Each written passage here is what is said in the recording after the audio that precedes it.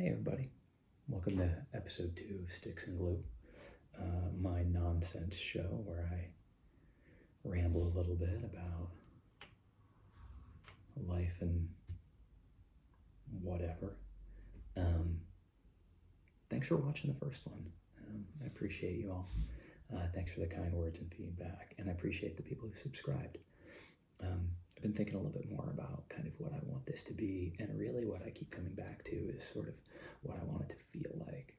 I want this to be kind of a calm, soothing space, maybe a little break for you when you need a little break.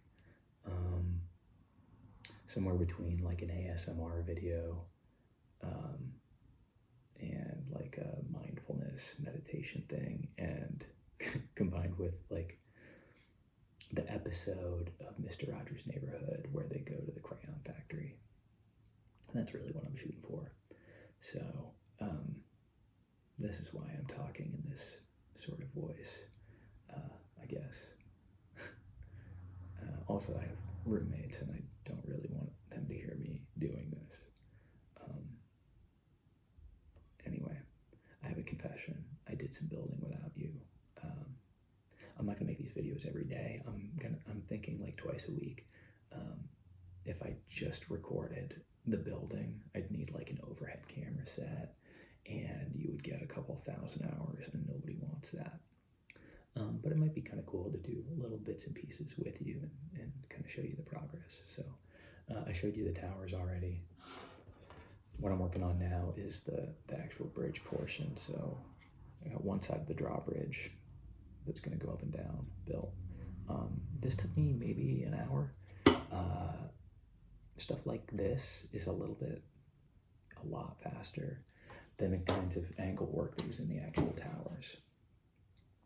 Because each of these pieces, I have to cut each of those individual sticks down to those angles and make those curves and arcs, and it's really time consuming. The other part is that when I'm doing the actual bridge portion, you see how it says ×2 right here? I only have to make 2 of this and 4 of this. When you're doing those angles that go on the corners, it'll say like ×80. So you start cutting these angles and you're like, oh, this is my life now. So I'm glad to be out of that part. That was a season. Yeah, moving along feels good, coming out of a season that was really slow, metaphorically speaking, with the build. But now that it's done, it feels kind of good. Feels kind of good. Anything long-term worth doing, anything that involves changes in behavior or accomplishing anything,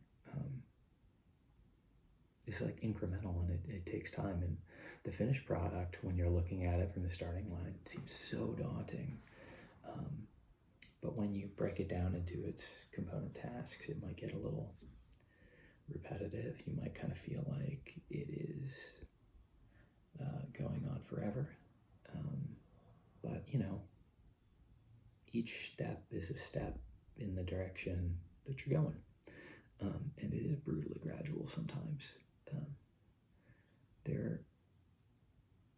That's just, I think, sort of the nature of major change, like whether it's, wanting to get in shape, or wanting to write a book, or wanting to accomplish something. Writing a book is not about sitting down and writing a book. Writing a book is about sitting down and writing 1 page every day. And if you sit down and write 1 page every day, at the end of the year, you have 365 pages, which might not be a book, but it is the size of a book. And if you bind it and nobody ever reads it, you can say, I wrote this book, even if it doesn't make any sense. I might do that.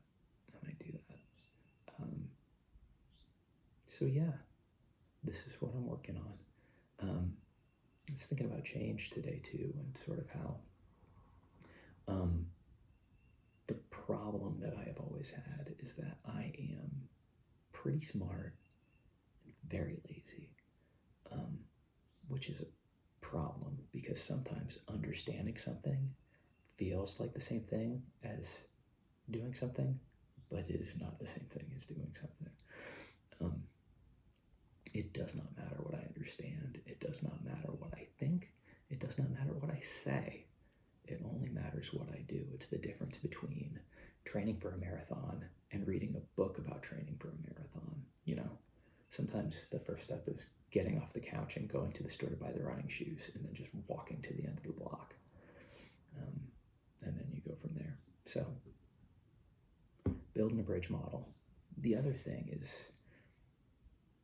man, is it easy when you're thinking about doing something to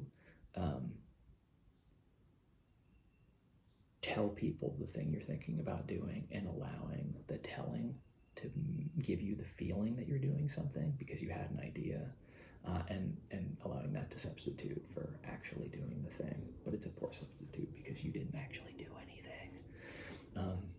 So I'm building a bridge. I'm building a bridge that I don't have the space to store when it's done. I have no idea what I'm going to do with it. At this point,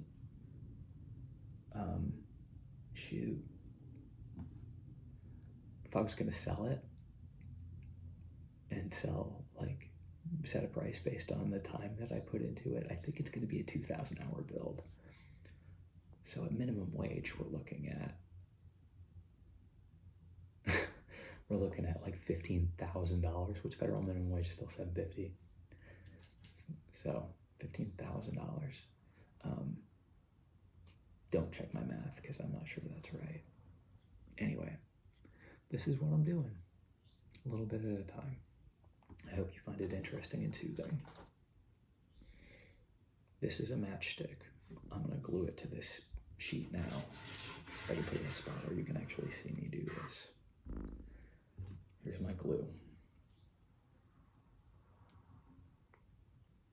Is this fun? I don't know. I don't usually talk while I'm doing it, so if this ends up all cattywampus, I guess I'm gonna blame you. 2 little dots of glue. Glue it down on the sheet.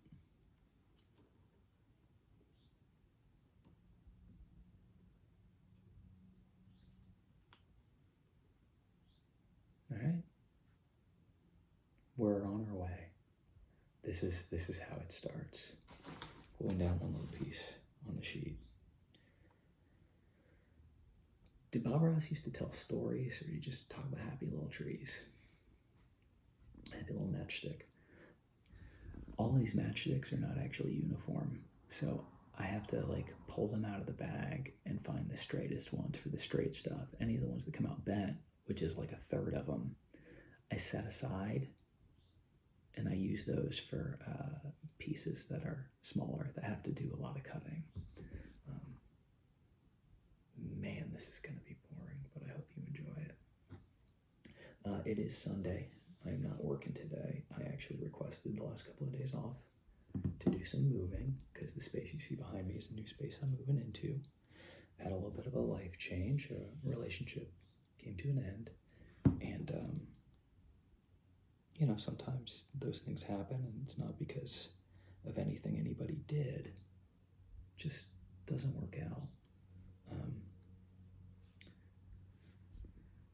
I've gotten pretty good at acceptance because, a lot of times I don't realize that I've set an expectation for a situation until I'm already angry. If I come in with open hands and don't hold anything too tight, then, when I don't get something that I think I want, I'm sort of able to let it go and kind of go, well, I wasn't supposed to have that. And when I lose something or something comes to an end, I can be grateful for the time that I had and what I learned and the ways that I changed and grew, and legitimately, want the best for the other person, because loving somebody means wanting them to have the same, joy, peace, and contentment in their life that you want for yourself. Easy to say, hard to do sometimes. The thing that I run into with acceptance sometimes too is because I know that the only way for me to maintain, serenity and contentment in my life is by, radical acceptance. Sometimes I try to muscle my way into acceptance instead of actually allowing myself the space to feel the full emotional arc of that. Like, just because the place I need to eventually end up is acceptance does not mean that if I feel sorrow, that I'm doing something wrong, or if I'm angry that I'm doing something wrong. Certainly, when I have those emotions, I need to sort of do a quick inventory on myself and make sure that my side of the street is clean, that I have not sort of created that situation myself in which, you know, I have caused injury to somebody else, or put an unrealistic expectation on myself or somebody else. But yeah, that's sort of, learning that sometimes anger and sadness is part of acceptance. I mean, people who know a lot about grieving know about this, but uh, as somebody who I mentioned before is in recovery, like, it's really important for me to deal with negative emotions, because not dealing with those things, no matter how small they are, sometimes can be a recipe for disaster. I spent a number of years pretty miserable, feeling restless, irritable, and discontent, not because of anything major, but because of a million tiny things. There are people who, experience a lot of misery in their lives because of things that happen to them, big things that happen to them, and sometimes we can use those things as a reason for our behavior, which is human, right? I mean, things scar us. We have these traumas. But for me, there was never anything big. It was a million tiny things. It was me not being able to take action to deal with anything small. Like an emotional hoarder. But once I learned that I, had to deal with each of those individual things, when my hoarder emotional house is cleared out, I notice when little stuff starts to add up, and it makes me feel uncomfortable because I start to remember the way I used to feel, and so I'm forced to deal with those things as they come up. I'm not always good at it, but I didn't do all this work to be miserable. So, my first sponsor, whenever I would ask him if I had to do something, he'd say, "You're a grown man. You don't have to do anything." The question is, how free do you want to be? And the answer is pretty free,